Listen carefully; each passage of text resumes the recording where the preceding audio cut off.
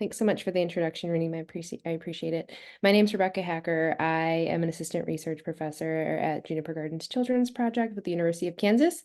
I have a background in special education, and like she just said, primarily my research focuses on individuals who use AAC, so augmentative and alternative communication, and then their communication partners and supporting their language-rich environments and opportunities for communication. I'm so excited to be here today. And as they mentioned before, if you have questions, feel free to put them in the chat or just interrupt me as I'm going. So the agenda for my aspect of this will be around, it's threefold. So we'll talk about language-rich environments, then we'll talk a little bit about augmentative and alternative communication, and then roles of being a responsive communicator. So really diving into this piece around creating language-rich environments, and to kind of set the ground rules about what we're talking about, we have language, speech, and communication. And language, and these are not the same. These are not synonymous. When we talk about language, we're really talking about this complex system of socially shared rules around the use of symbols in various modes for thought and communication. Speech is the oral production of sounds and words, and then communication is the act of giving or receiving information to and from another person. So when we think about those different definitions, we're kind of thinking a little bit more about examples such as spoken language without communication. So if you're speaking and there's no one around, or you're speaking or someone else is speaking it in a language that you don't understand, so that would be spoken language, but there's no communication. So there's no receiving or giving information to one another. When thinking about behaviors such as putting things away or packing things up, you're indicating that you're ready to leave potentially, or it's time to go. So that's communication without any speech. So you're communicating that it's time to leave, or if something's almost over by starting to pack up your things, where you're not actually using speech, but you're still communicating.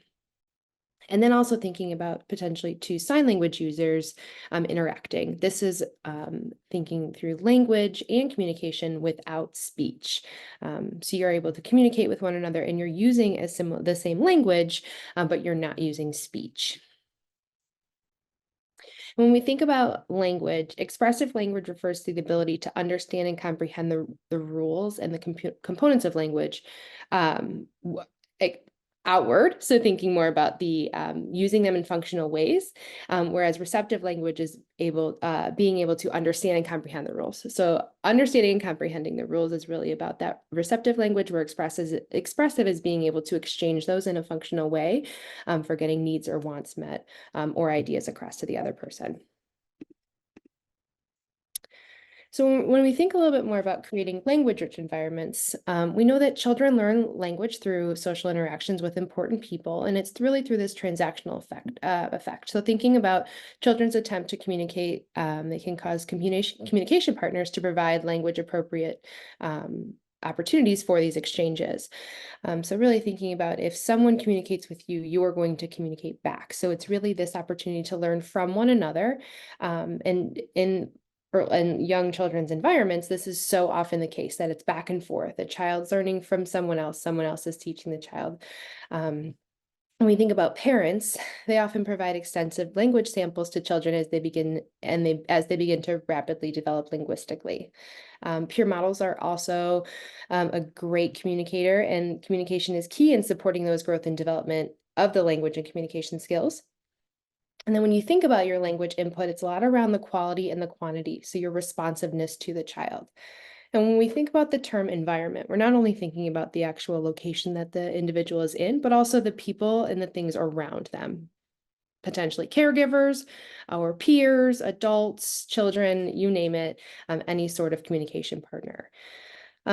We want to kind of emphasize the importance of communicative intent, which really provides this platform for the caregivers to meet the intent or provide models. And we'll kind of dive into like how providing models and how to support that communication.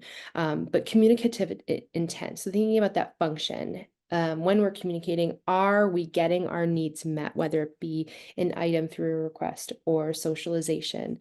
What is the function of our behavior, of our communication?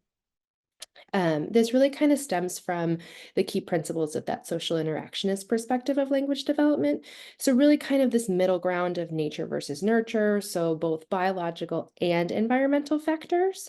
And assuming that language acquisition is the product of both interactions between children, between other important people in their environment.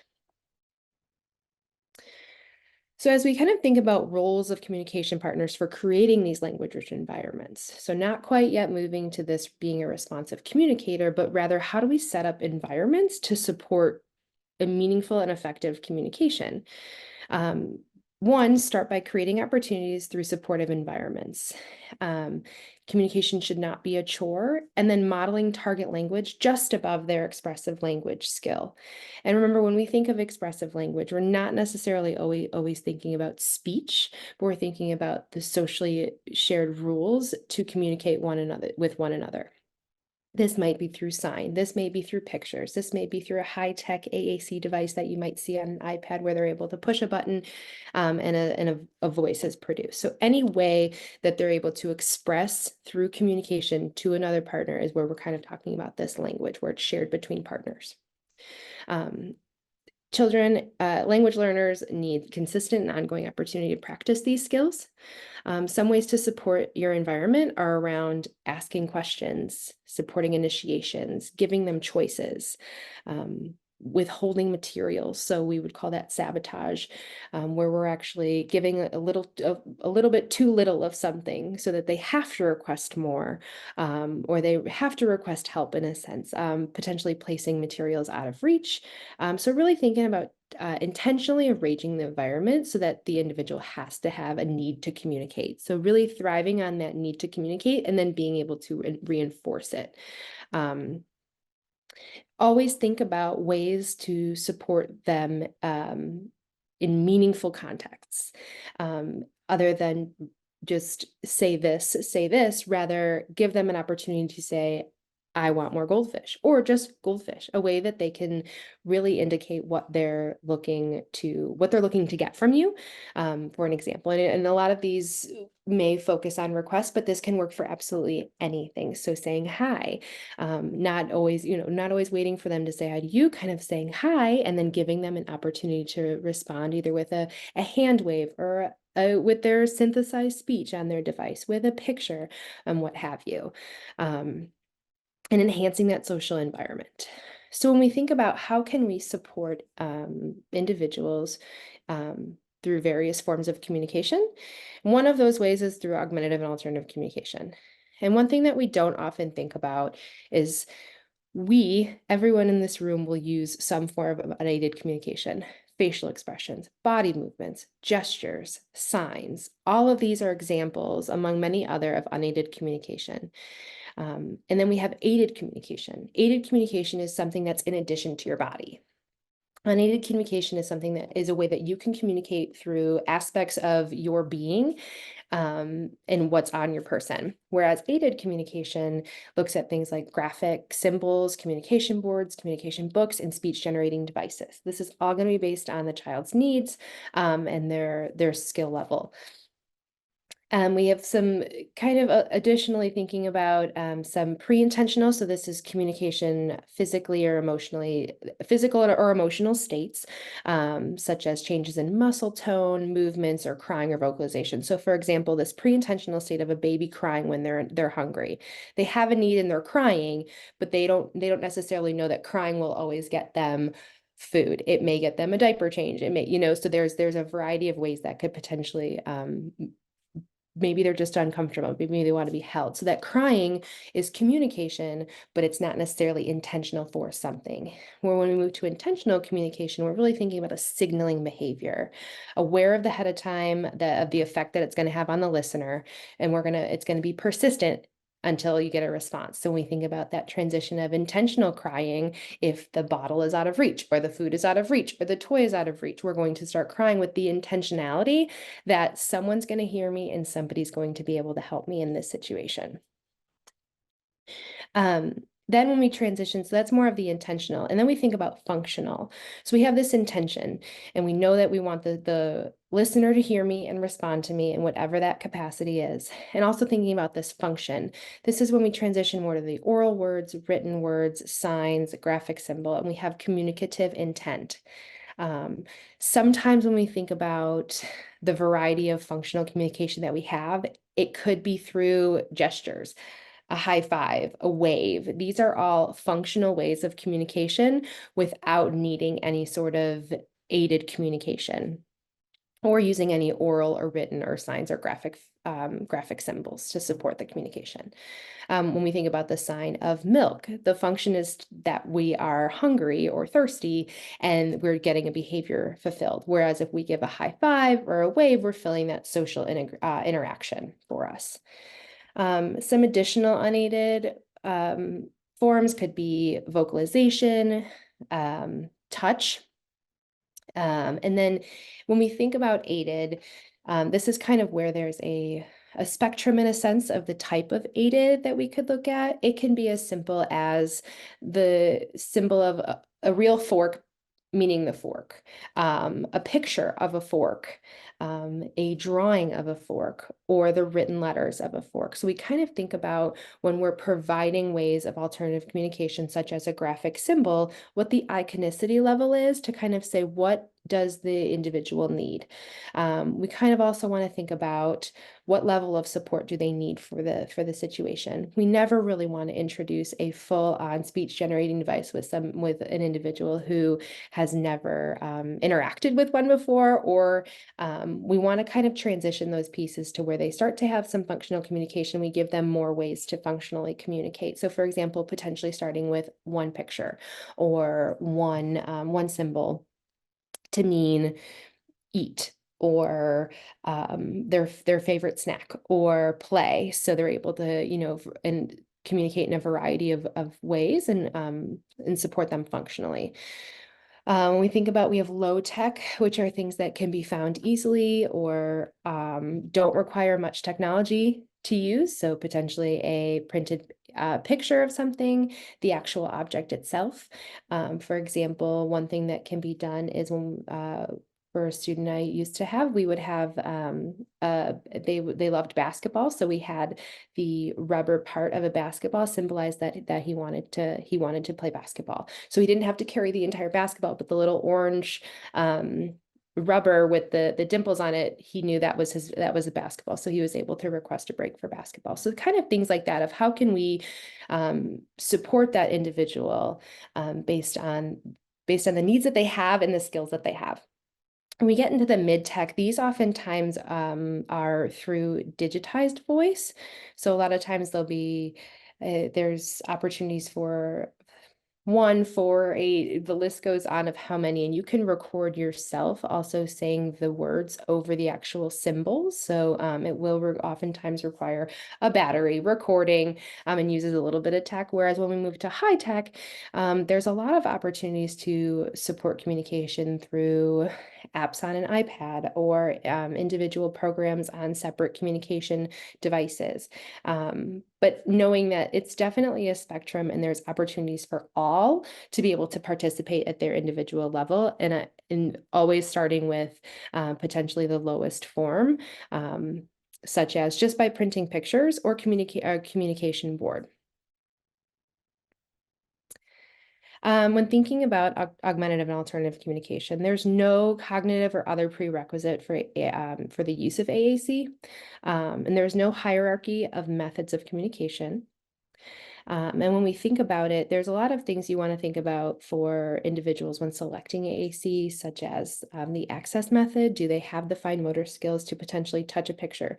Can they remove a picture from a Velcro? So if you have a Velcro strip of 5 pictures indicating what would you like for a snack today? So giving that choice, and then are they able to pull that picture off and then give it to you? AAC Do you mind? Oh, yeah, go ahead. Yep. Oh, no, sorry. I thought you were still going through the slide. I have a question in the chat. Perfect.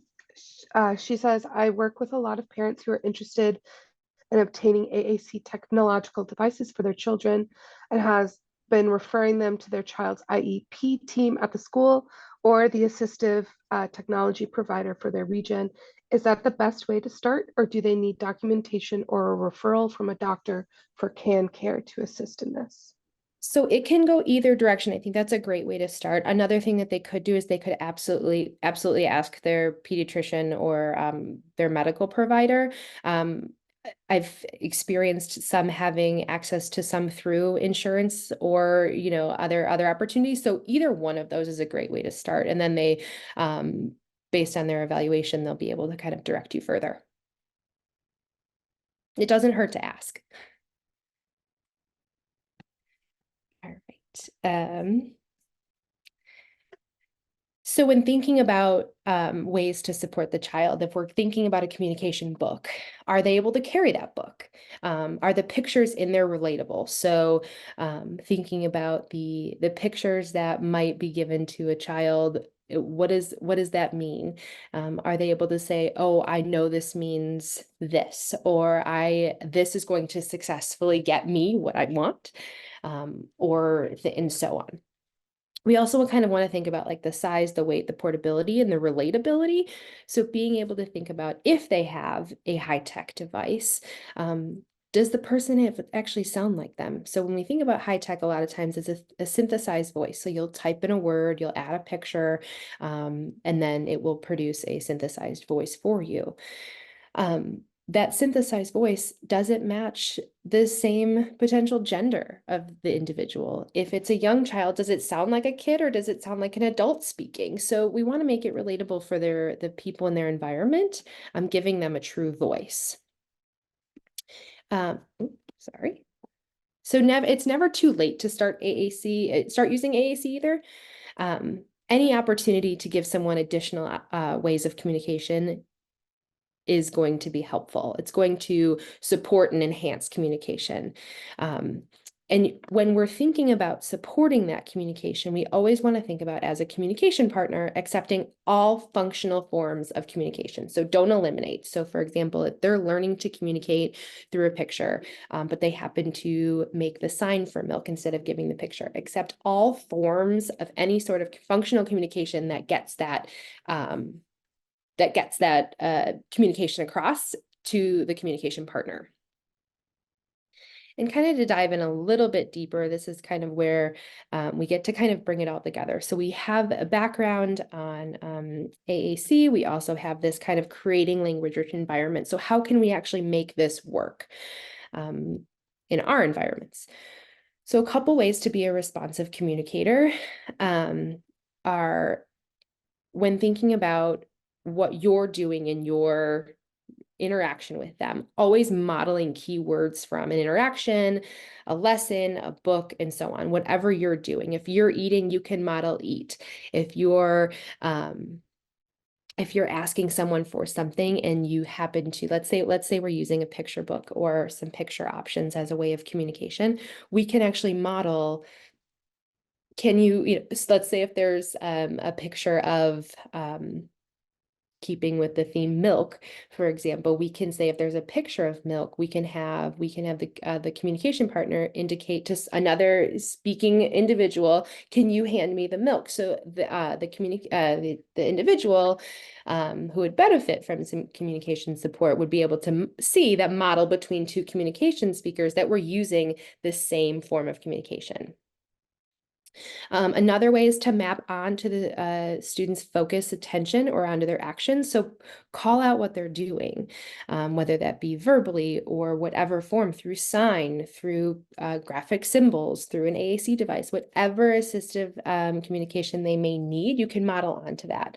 Also thinking about ways we can then respond to that communication, so that expansion, where we really wait. This is the big part about it, is thinking about this wait time of being able to indicate, I have spoken and I'm going to leave time, as I just did not do for Katie. I apologize. I just kept going, thinking about waiting for somebody then to reply to you. when you're modeling responsiveness can be really, really important. So some things that you can do, what does this all mean? You can increase your physical proximity. So move closer. Don't always communicate from a distance. Be close, be engaged, be sharing the same communication. Always establish eye contact or physical contact as needed to support that communication. And the physical contact could be an example of like a prompt, or if we're doing something together, we can both work on something together and then communicate about it while we're doing it. So while you're waiting, look with expectation. So look like you're waiting for that response to then promote and elicit that communication back. Like I mentioned before, accept and respond to all current modes of functional communication. And make sure to recognize the value of that non-symbolic communication. Wait time is so important. And one thing that's challenging, that's also really crucial, is thinking about being less directive. So rather than just giving statements, give opportunities to respond to questions or make choices. So for example, if you're going to give a choice and you're trying to promote two things, and they have to go here, for example, we are leaving to go to the doctor. And so you're going to provide two choices, but the second choice potentially make it worse than the doctor. We have to go here, so that the choice, they've made their choice. Or providing some of those first then opportunities is, after we go to the doctor, would you rather go here or go here, or play this game or play this game? And it doesn't always have to be a tangible thing, but thinking about ways that we can support that communication where they're able to make choices, where they have this sense of identity and being able to actually indicate their wishes and their needs and desires. Expanding on the child's mode of communication. So if the child is, for example, just communicating with one symbol, for example, or one word, continue to elaborate on that. Make it two. Maybe respond with a 2 or 3 word utterance. Maybe choose 2 symbols, and so on. So kind of continuing to promote that development by advancing the communication that you use. And always establish that individual centered approach. So what does this individual need? And how can we meet their individual strengths and needs, rather than always necessarily comparing them to their peer or their sibling and so on. So this is an image that I often like to share when thinking about linguistic input and linguistic output. We can be providing a variety of linguistic input, excuse me. We can be providing a variety of linguistic input, and a lot of times we'll get some linguistic output, but also when you then add a potential tool, you're going to be able to add this aided piece where you're able to model with it, then to add to that linguistic output. We're giving ways to support that communication through a variety of aided language models and so on. So we want to be able to assign meaningful behaviors to responses to our responsive communication. So if we are indicating that an exchange of this picture potentially means a reward for me, whatever that definition of reward is, we want to be responsive in that. And we can start to fade that the potential incentive or reward, but we always want to be responsive to communication to then promote and show that communication is rewarding in and of itself. Another key part of this is teaching all other communication partners to be the same and do the same. So when supporting individuals, it's not just me and you, it's how can I support mom? How can I support dad? How can I support sister, brother, and so on? How can I help them be responsive communicators as well? And always taking advantage of that motivating context. So what motivates the child, and how can we promote even more meaningful communication as we move forward? So as we kind of continue through this being a responsive communicator, and how do we shape these behaviors? So always using appropriate responses to shape behavior, accepting any form of functional communication, really thinking about it as a shared means of communication. So if I'm communicating with you this way, I'm expecting you to communicate with me this way, and vice versa. Where if you think, if I'm coming to you talking in a completely different language, you're most likely not going to communicate with me. And for individuals who may use AAC, for example, any form of AAC, maybe seeing it like that. Whereas if we're trying to use the same form of communication, there's this shared means where we're able to likely understand each other better. If we're communicating through pictures, the added verbal communication does not hinder any learning, but it also supports that learning. So thinking about, oh, we're using the same means of communication, and they're also hearing it so receptively, they're growing as well.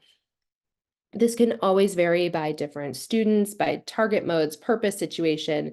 It does not need to be overly intrusive. We don't have to sit down and just practice communication. This is something that can happen day in and day out with everything that that's happening in their environment. Also thinking about fading that communication over time, communication prompts over time. So we're never necessarily fading communication, but we're fading those prompts. So for example, if a child is crying and you know that they want the toy on the shelf, being able to bring over the picture of the toy and then say, oh, you want the toy, show them the picture. And then you can even provide hand over hand, for example, if the individual needs it, put the picture of the toy in their hand and then place it into your hand to say, oh, you just communicated you want the toy. I can get that for you. And then reach down and grab the toy. So always kind of demonstrating that that's the way that is going to be functionally appropriate, but also understanding that behaviors do happen and that we can't always teach while the behavior is happening. So settling the child down potentially, and then also supporting that communication, and even not intervening when the child is demonstrating a challenging behavior, for example, but providing a variety of opportunities to potentially prevent that from happening. So if we know that our routine is after this activity, we move to this activity, it's a perfect opportunity to intervene to say, oh, this is our next opportunity. Let's go pick this card, or let's go look what's happening next as a visual, where they can learn that way as well. It also really benefits to have a variety of communication partners with similar interest.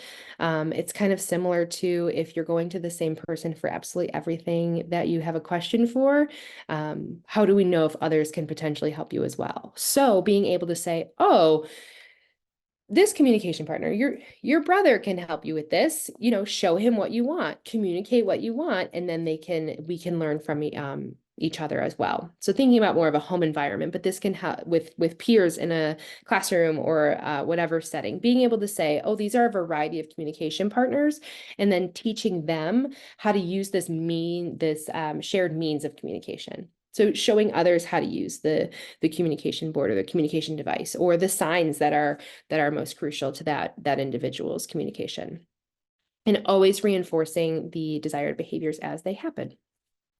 All right, so Renee, I will go ahead and turn it over to you for the case presentation. And if you have questions, please just feel free to send them out. Thank you so much, Rebecca, for that wonderful presentation.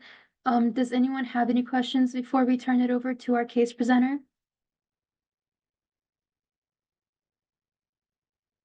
Okay. All right, so before we get started, let me make sure my screen is going.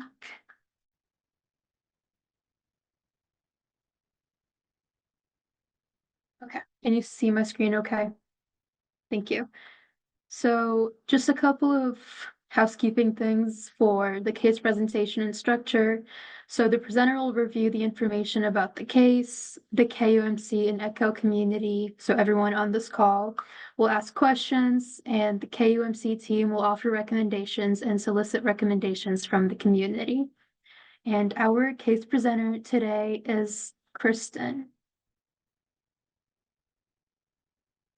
So I used a fake name, Josh, for this case, and I will turn it over to Chris. Okay, so I have a client who is 9. I started working with this client when he was younger, was in preschool. And we're currently working on toilet training. We're working on a lot of receptive communication, expressive communication. It's almost like everything we need to teach. We need to teach basic living skills and self-help skills, communication skills. And as the behavior analyst on the team, I think a lot of our resources are very limited. They live in a rural area, and I feel like we are making progress, but the progress is pretty slow. So in terms of this particular client, she has an AAC device. We've been using the AAC device since she was 3. She's still using primarily one word responses. She's familiar with asking for help, requesting edibles, requesting favorite songs on the device, but we haven't really moved to that 2-word request yet. She communicates in a little bit of gestural communication. We've got her using a My Way report approach where she'll point to like her shoe. If she wants her shoe on, she'll point to her shoe, point to her sock, and then sign please or my way, which is kind of like the L. So we've got her doing that for when she doesn't have her AAC device to try to kind of like minimize behaviors and requesting for help. But I mean, she's got weak find more skills, weak imitation skills. And then when it comes to the toileting, she's able to stay dry on a schedule. She's doing fairly well with following those procedures, like going to the bathroom when told. But there still is quite a variety of protests. She's just got such a limited diet. She eats very few foods. She eats pizza, Reese Puff cereal, goldfish crackers, which are gluten. So we're kind of like shifting to this gluten casein-free diet. She drinks Pediasure shakes, things like that. But mom is very busy. She runs a daycare center, and so when it comes to like the skills and stuff like that, she's always tending to other children in addition to her child. She's a great family, a wonderful family to work with, very supportive. But I just feel like we can do more. We have to do more. She's 9, and she still has all of these early learning skills that I've been trying to teach her, but we just have limited resources.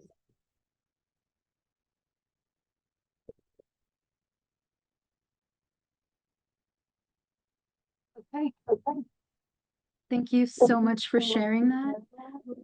So what suggestions do we have for this case?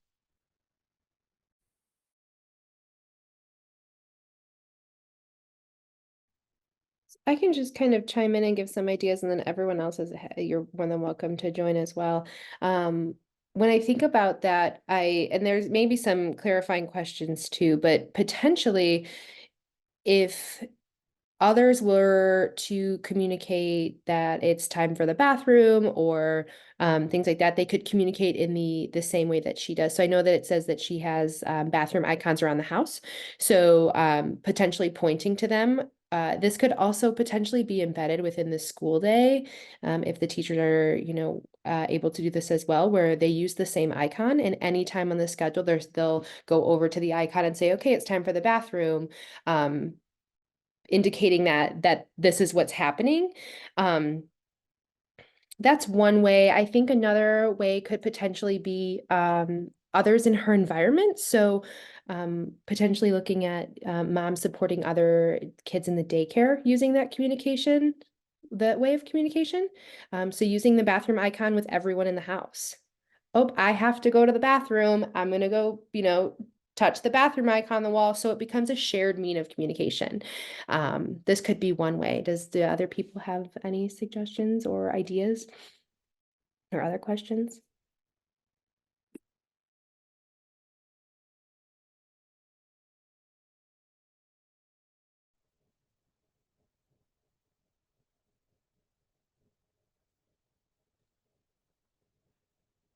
Linda, I see you unmuting yourself. Yeah, I don't want to like butt in and if somebody else has other comments, or I think one of the points that you made, Rebecca, is really important. And that is working to include other people in the environment using the same form of communication. Gosh, I don't remember where it was, but we had a kiddo that was using an AAC device and had just a really brilliant speech language path that was working with the team. And she specifically said, when you're engaged in session and you're communicating with her, communicate with the device, because then you're modeling for them, just like we do with spoken language, right? We model the words, right? And so if we're expecting them to use one form of communication, we're using another, they're by definition then having to become bilingual from the start, right? And so that was just one of those aha moments for me. So I think that was a really important point. That's difficult, especially if you think about this particular case, because the mom has other kids in her house. So any suggestions on strategies that perhaps Chris could suggest to the mom or try to implement that would make that process a little bit easier?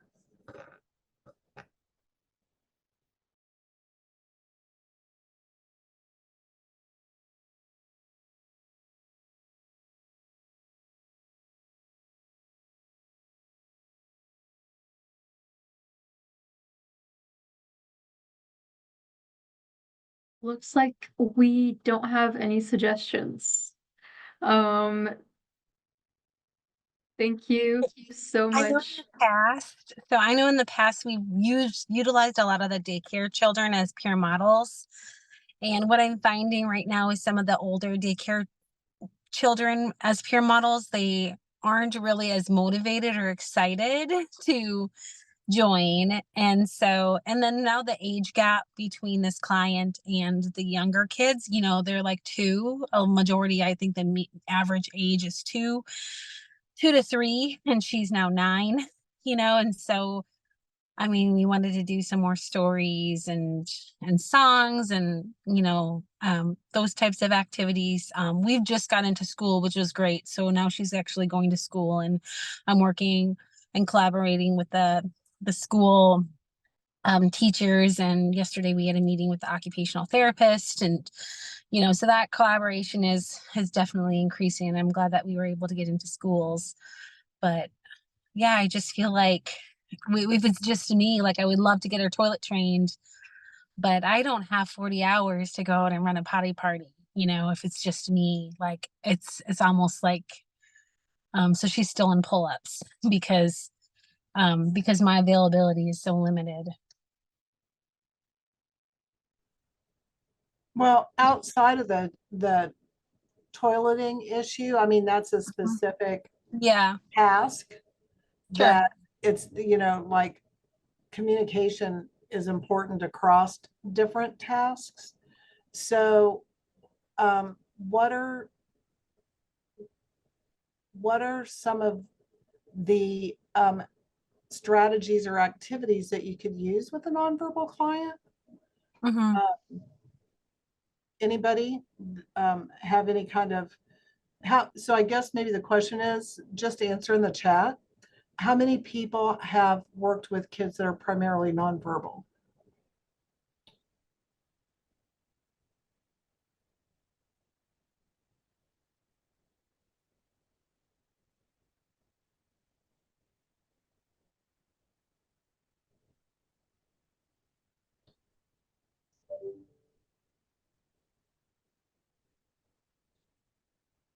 No one? Well, maybe that's why nobody is has any suggestions to offer. So we're going to start a new program. Yesterday we were talking about it, about delivering messages or delivering items to different people. And we've been having her make bookmarks and then, you know, working on the fine motor skills and then like going with the, you know, like delivering that item to a person, tapping them on the shoulder to recruit through their attention. And then the teacher, the para will, you know, reinforce and, you know, comment on what she made them. And the other day we were just talking about, you know, just that's a lot of progress to get that repetition because, you know, it takes some time to put, you know, 3 stickers on a bookmark or on a piece of paper to deliver. And so we just decided to take flowers, like artificial flowers. And so she's gonna have to I would like her to deliver like flowers to mom and to dad and to grandma or anybody in the house, that she can have flowers in a drawer and then she can go bring them a flower. And then at the end of the day, we can collect those flowers. And I guess we could incorporate some of the AAC device in that activity, in that exchange. Chris, will she indicate, so obviously, again, I know that it's also been said that it's, you know, toilet training is one thing, but really focusing on the communication piece. Will she indicate that she needs something or needs to use the restroom ever, or is she solely just routine based at the moment? It's pretty much routine based. She's done a few initiations over the summer, but that, I mean, it's few and far between. Once in a while she'll stand up, she'll maybe walk out the door. And then but it's particularly like I know at 2:30 if she hasn't gone, then at 2:30 I'll take her and she'll go quite a bit. Okay. Yeah. Thinking about like creating those opportunities. So when you take her, for example, and potentially maybe again, just kind of brainstorming, anyone else, please chime in, but taking her every X amount of minutes, 45, 90, whatever it is, but then always introducing that communication, and prompting that communication of, oh, we're going to the bathroom, and rewarding, even if through verbal praise. Doesn't have to be, I know you said you don't use edibles, for example, it doesn't have to be edibles, doesn't have to be anything tangible, but just saying, oh, good job, you communicated that we're going to the bathroom. And if you do that routinely, that can start to introduce this shared means of communication, to kind of set up that environment in a sense, knowing that there is a way to communicate that I have to go. I don't know if that's helpful or in a line. Yeah, and I think part of it is with the AAC device, she doesn't always carry it around when she's at home, right? I've noticed, you know, at school she's carrying it around to different classes and stuff like that, but at home, you know, it is in the kitchen and it kind of like kind of stays in the kitchen. And unless we're in our session, you know, then we'll take it within our session. Otherwise it kind of like stays there. So you know, trying to get the parents to, you know, ever go retrieve it and use it more than using kind of like that nonverbal gestural communication. Yes. Which could be wonderful. And I'm almost thinking more immediate of, rather than having to do those multiple steps of going to get it, you know, potentially is it plugged in, unplugging it, turning on it, whatever the steps are included in that. Potentially, if she has an outfit on with a pocket, having a picture communication card of the bathroom in her pocket, where when it's 2:30 and she hasn't gone, you can say, oh, get your picture. It's, you know, like, let's go to the bathroom, and actually that practicing that exchange of that. So it's always on her. So she doesn't necessarily need to go retrieve her communication device, because I also can totally understand at the age of 9, you're worried about so many other things and carrying your device around with you. Mm-hmm. That might be a good idea to get her to just carry a stack of brain cards too. I mean, we haven't tried that. She does use I do have her pull a card off the door every time she wants to go outside, regardless of who's in the house. Great. And so just because, I mean, one time she eloped and that was a very scary situation for parents. And so now, regardless, it's like every time you go outside, regardless if you've already said bye to me, you go to that door, you pull a card out. And so it's 100% consistent. And the parents are really great at implementing that procedure. I think something similar along that with the bathroom could be great, and it would have to obviously be taught in the beginning. And then again, I'm not a toileting expert, so I don't want to give any wrong advice here, but rather than thinking about like, does she know she has to go, at least she can associate the picture of bathroom, even putting it on a bathroom door where she has to retrieve it and take it to somebody, where, you know, a timer goes off or however, whatever system you have set up where she knows, oh, I need to go to the bathroom. Is it a need or is it a timing thing?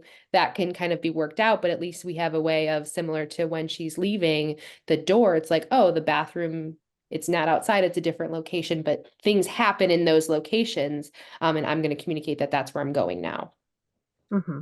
And, I know that when you're teaching like a strict PECS thing, you want the kids to have the PECS binder with them at all times. But if they don't have it, if they've set it down, being able to scan the room and go find it, right? I mean, and I think that's an important skill. Having said that, for someone that is struggling with communication, if you think about it, having her have to go someplace and retrieve that icon is somewhat similar to saying, to telling somebody that has vocal communication, you can't talk to me unless you go over there and stand in the corner and talk to me from the corner, right? I mean, it's sort of kind of taking away her immediate voice. So I really like the idea of having that icon on her person, in order to be able to, even if it is schedule driven, like the timer goes off, she retrieves the icon immediately, she has it on her. And then you're like, oh, you have to go to the bathroom, right? And that could be the same with, I like the idea of a ring, where it could be, now she can ask for a drink. Now she can ask for, a bite or something. Now she can ask, tickle me or play with me. Yeah, Yeah, that's a good idea. I like the idea of the card too, just carrying a card around. I was wondering too, does she know how to sign? Have they taught her signs? She can sign more. Well, I mean, she does more primarily and all done. She will say all done. So, she's got that. She'll sometimes say, I'm ready. I'm ready. She at one time did sign swing, help. But right now we've been really getting her to use that gestural prompt. Yeah. And then she'll point to the item or the area that she needs support with. And then she signs the please or the my way to present to, trying to prevent her from grabbing. So if I say like, which one do you want? And I have two things in my hand, she'll just grab the one that she wants. And so that point, and I know you're not necessarily supposed to teach please, at the beginning, but that at least, kind of prevents that grab. It kind of resets that trial. Yeah. Just thinking that, that could be an option, teaching or signing, going to the bathroom in case she doesn't have that card, but if she's got that card on her in the pocket, that seems like a easier thing she could carry around regularly. And including that in the model too, there's no limitation on, if you're going to stick with the card, you can absolutely sign with your verbal. You can sign bathroom as you're saying it verbally with the picture. You can introduce all of these, not necessarily all at the exact same moment. That might be a little overwhelming, but kind of thinking about like, oh, good job, you went to the bathroom, or good job, you show her the picture, good job, you went to the bathroom, in different ways, giving her a variety of ways to communicate. And then kind of anytime she indicates in any sort of functional way, like fireworks go off, good job, you did it, whatever, just kind of over the top with excitement as well. Just showing that she communicated, even if accidents are still going to happen, but just celebrating the communication, knowing that part's getting rewarded too. And so when it comes to toilet training, I know it's the more difficult to truly potty train a child that is in pull-ups. And so she still wears pull-ups. And so I think the suggestion would be that she wears underwear underneath her pull-ups, because with mom so busy with other kids in the household and she's upstairs in the room, I know that mom's worried about, like her just having accidents. And so, and you know, she'll be in underwear for my whole session, my whole 3-hour session, and she'll be able to stay dry. But I know that sometimes I think she's holding out for the pull up too. And so that's kind of like another, you know, another thing that we kind of like have to work through. But it's just, I think the fading the pull up is going to be difficult if the parents can't consistently monitor her. Yeah, which makes sense. And I again, I don't want to give any wrong information about toilet training, just because I don't have much expertise in it. But I absolutely think that being able to promote the communication whenever you do go, and then being responsive to the actual communication of you went, you did, you know, we went to the bathroom, good job. Or even starting with, I think that you may have said this, maybe not, but that she can indicate when she's finished. So just getting her to respond to say, I'm finished, reward that. We've communicated that we're finished. So then we can start to introduce this, I need to go. That could be a good direction too as well.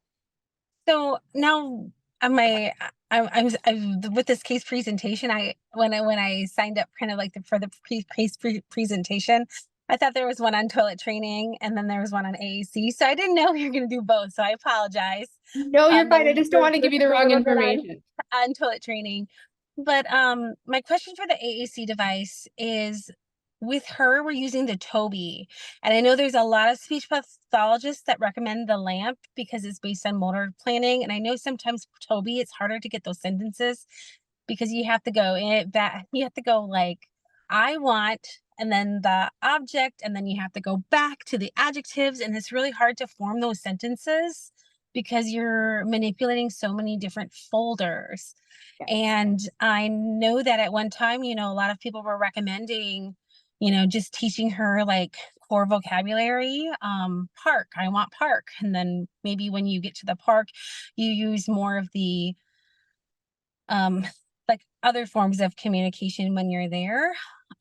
Whereas I know in the ABA background, it's just like, they should be able to man specific mans, like 50 specific mans before you move on to like a 2-word request. And so she's got in her Toby, she's got a personal like folder that she uses more than maybe some of the other folders. She uses the action folder, and I think she uses a couple items in the toy folder, and the food folder she uses, you know, for her specific foods. But my question is like, when do we move? When would you suggest moving from like a Toby communication system to like LAMP, where it's more based upon, you know, like motor memory? So I know that a lot of states will offer like trial periods, so you could potentially request the LAMP and just give it a try with her. Every state is different, so I don't want to give the wrong information, but then you're able to just kind of try it out. You know, start to model that aided language where I'm going to model that communication and kind of just see what it works, see how it works and if it works based on how she's responding to it, knowing that it doesn't happen overnight, of course, but you can always just give it a shot. Every individual is going to benefit from the different one in a sense. So some of our communicators want the more kind of categorical where they know exactly where they're going, where others have kind of benefited from the LAMP as well. So I don't think there's a time where you would have to make the switch. You could introduce the LAMP as a trial period and kind of see, is the growth going faster than it is on her Toby? Okay. That makes sense. And feel free to email me too. I'm happy to kind of troubleshoot stuff with you as well. Okay. All right. Yeah.